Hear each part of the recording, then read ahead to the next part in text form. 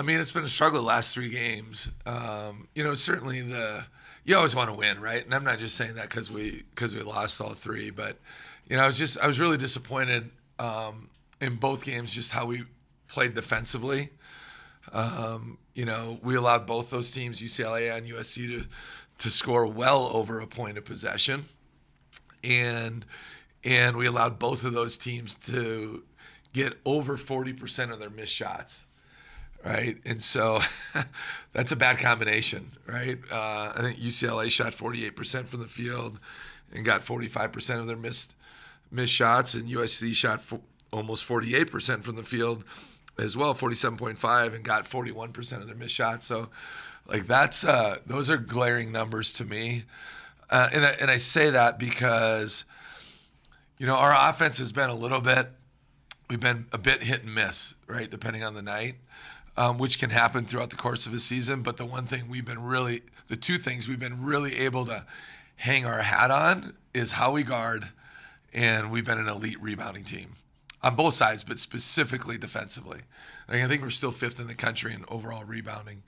But those numbers really stand out to me, where we've regressed, or at least that weekend we regressed. So, obviously the UCLA game with Brandon, we find out when we got on the bus, which is, not quite 2 hours before game time, that he was very sick and ill, and, he went through pregame. That probably threw some of our guys for a loop, or a little bit, he goes through warm-ups and he doesn't able to play, and et cetera, et cetera. And that's obviously, we knew that night was going to be very difficult to score with Brandon. I mean, they are an elite defensive team, and you're playing at Poly, and it was a great crowd and a great environment. And so obviously we certainly had our struggles that night. USC game, the second half we go 8 for 32, 25%, and the combination of Marco Anthony and Lazar Stefanovic and Gabe Madsen go, 4 for 29, I think it was, or 4 for 26. And so when you have 3 guards, right, that's just 3 of your guards that are playing the most minutes. When they shoot like that, it's going to be a struggle to win, especially when your defense is like that. So I thought Will Exacte had a great, he asked, it's a long answer to a short question, but if you're looking for bright spots, obviously BC played outstanding against USC. I was so proud of him. I mean, we've seen, coaching him for a year and a half now, seen a lot of amazing performances, or very good performances. I'm not so sure that wasn't his best one when you consider everything that goes into it. And his leadership, I thought, was absolutely outstanding in every way, shape, and form. He just had that look of a fourth-year guy.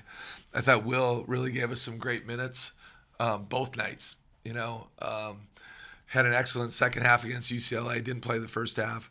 And then I thought he was very good all night against USC, and he keeps progressing that way. So, but I was just really disappointed in how we guarded and how we rebounded. And obviously, we got to find ways to make some shots. That'll also help the cause.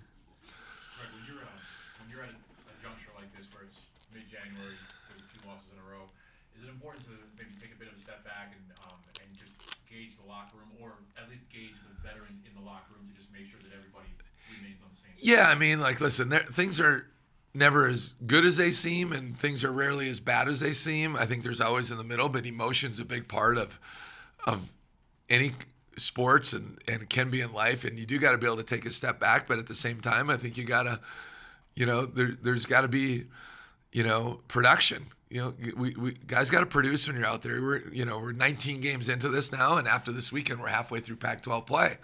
So there's got to be production too, right? If you keep making the same mistakes, and hopefully this weekend, it's 2 really good teams too here now. In Oregon, we all saw, I mean, they can be a little bit, but they are an incredibly talented team, and we saw what they did to Arizona the other night. So it's a tough stretch here that we've been in. That's a very difficult road trip. So you don't want to overstate it, but at the same time, you got to state the facts, right? And live in the truth and live in reality.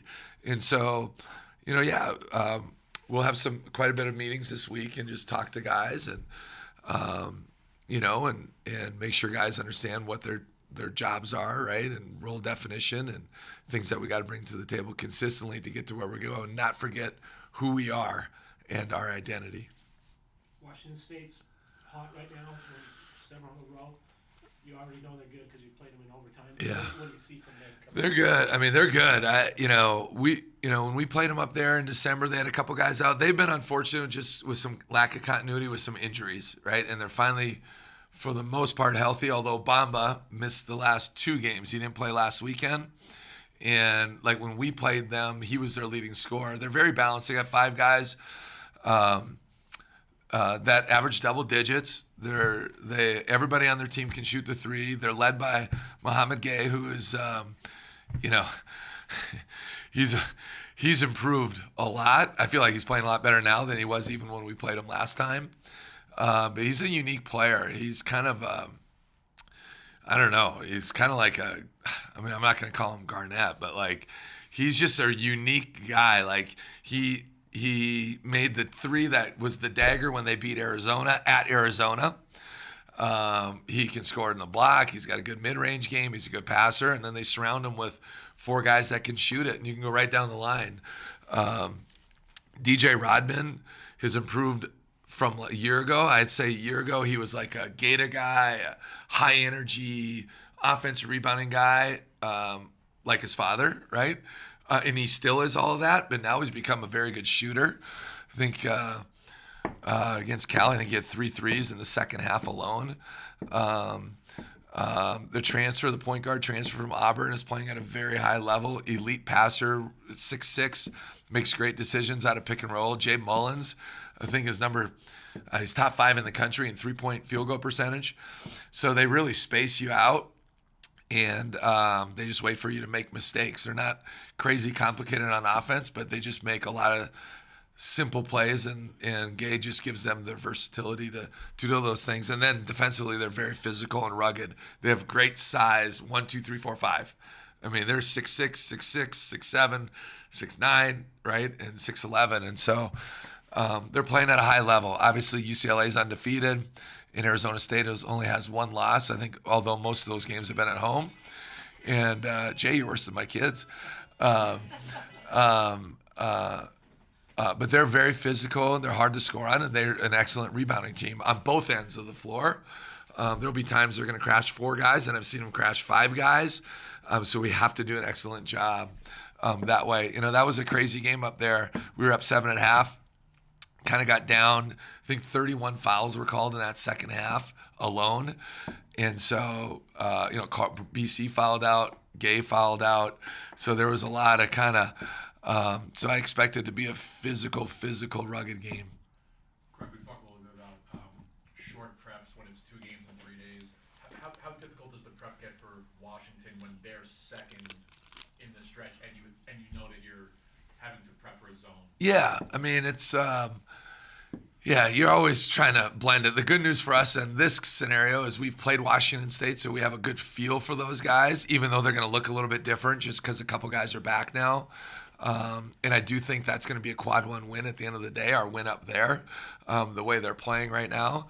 But it can be difficult. But you know what? The good news this year is Washington's zone, and they have a whole new team. I mean, their personnel is entirely different with the exception of a couple guys, but their scheme is the same, right, in terms of what they're doing, and obviously some minor tweaks offensively. But we've seen more teams this year than I can ever recall that are playing like their zone. And we did a really good job against their zone last year. I haven't watched the playoff game yet, but in both regular season games, we really handled them in their zone. It was their man that we really struggled with, ironically. But it can be difficult, certainly that way. But we've seen a lot. I just feel like we've seen way more zone this year and more zones that look like their zone. So at least we've had, more prep or more game competition against those sorts of things. But certainly that's something we're going to be working on throughout the week. I know you don't necessarily want to focus back on last year, especially given everything, but I think it was Marco that said after, I think it was the Oregon game, losses hurt more now than maybe they did last year. Are you seeing a different attitude with your team and just kind of maybe being more engaged in the games this year? Or does that kind of make sense with jive with I think it makes sense what you're saying and maybe what he's saying. You know, obviously maybe some of that comes with you have higher expectations, right? So it hurts more when you lose. I think losing sucks no matter what, and no matter what the year is. So, but you know, when you work hard and you feel like you have some talent around you, like obviously, and I think we're a lot. Not that we were disconnected last year, because I am proud of some things with last year's team, like the way they stayed together when it would have been easy to just throw the towel in. So you'd have to ask Marco a little bit more about that. I don't like losing, period. So I said on the radio show last night, I was like, that's probably the first time I smiled in about 9 days. And that's tongue in cheek, right? Like, but you got to deal with reality, and that's our jobs. Like you get to this point where you're mid-January and you lose 3 in a row, and that hasn't happened a ton at least over my career. I mean, obviously last year was the exception, and maybe one other year, but you got to put your big boy pants on and have some self-awareness and fine-tune some things, and then you're always evaluating your roster. Who's playing well right now? Who's not playing so well? How can we help them more? What do we got to work on specifically? You know what I mean? Is it your scheme? Is it what your emphasis is? And sometimes you just got to play a lot tougher. So you've got enough on your mind that you probably don't want to worry about the curtains and the arena configuration, but apparently we're going to be talking to somebody about that. Do you want to weigh in on that? Do you even care? Or I mean, I try to control the controllables, and so I'm not sure I have much control over that. Obviously, we'd love to have the curtains up. I mean, who wouldn't want to have the Huntsman sold out on a nightly basis? I mean, the more fans we can get in here to support our program and our guys, it makes a difference. Fans impact winning. So I'm no rocket scientist, but if we can get some full houses in here or near capacity crowds and get a bunch of people in the stands, I'm all for that. I don't know what it entails or how it all involves, and Mark and I have talked a little bit about it. And hopefully we're to that point. Hopefully we're to that point, right, where we can make it happen. So, it's a great group to be around. I've said that many, many times. It's a fun group. They'll compete hard.